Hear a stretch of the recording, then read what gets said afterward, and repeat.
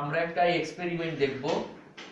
যে এক্সপেরিমেন্টে আমরা বিভিন্ন দেশে দেখে থাকি যে পাহাড়ের উপরে গাড়ি একাই উঁচুর দিকে উঠে যাচ্ছে, তারপরে পানির বোতল উপরের দিকে উঠে যায়। পৃথিবীর বিভিন্ন স্থানে এই ধরনের কিছু জায়গা রয়েছে যেগুলো আমরা ব্যাখ্যা করতে অনেক সময় না পারার কারণে কিংবা না জানার কারণে আমরা এগুলোকে অলৌকিক হিসেবে বিবেচনা করি। আসলে এগুলো ওই ধরনের অলৌকিক কোনো বিষয় না, এইগুলোরও বিজ্ঞান ভিত্তিক ব্যাখ্যা রয়েছে। সেই বিষয়টা এখন আমি উপস্থাপন করব।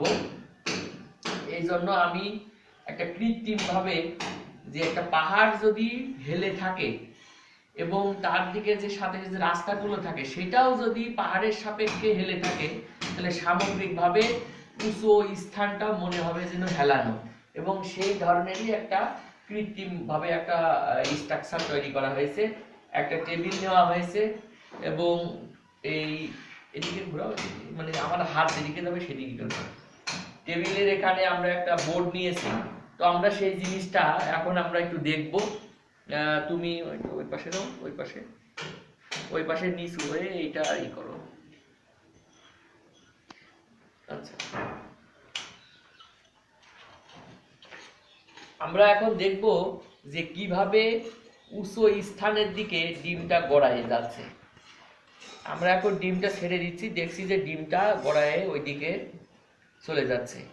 দেখে মনে হচ্ছে যে উঁচু স্থানের দিকে ডিমটা আসলে চলে যাচ্ছে। পজ শুরু করছো? ওকে, তাহলে আমরা এখন বিষয়টার ব্যাখ্যাতে যাই। আসলে ঘটনাটা কি? আমার হাত যেদিকে যেদিকে যাবে তুমি সেদিকে ক্যামেরা দেখবা।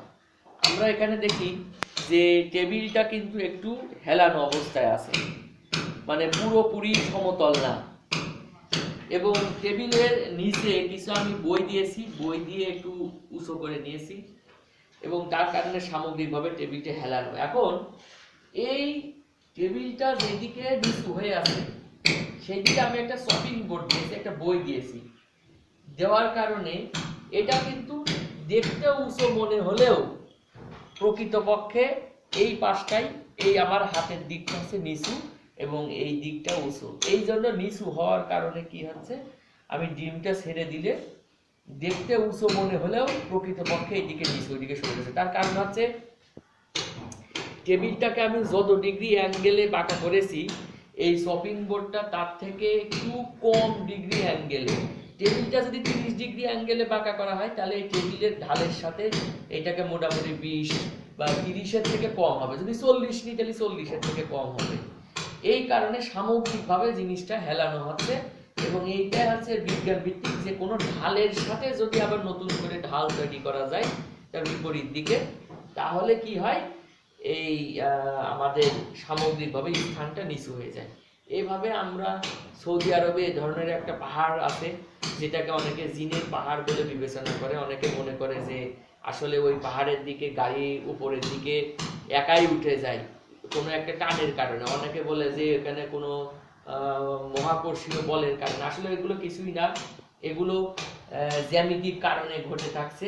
কারণ একটা ঢালের সাথে যখন আর একটা ঢাল তৈরি করা হয় তখন এই জিনিসটা সামগ্রিকভাবে হেলে থাকে।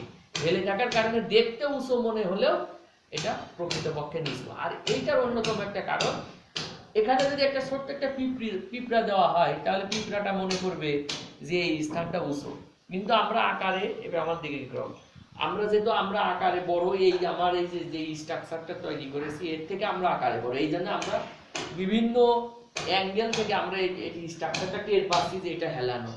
অনুরূপভাবে যে পাহাড়ে যে ঘটনাটা ঘটে, এইটাও যদি আমরা আমাদের আকার যদি পাহাড়ের থেকে বড় হতো তাহলে আমরা বিষয়টা স্পষ্ট টের পেতাম।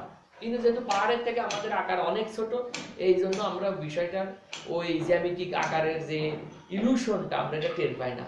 ওকে, সবাইকে ধন্যবাদ।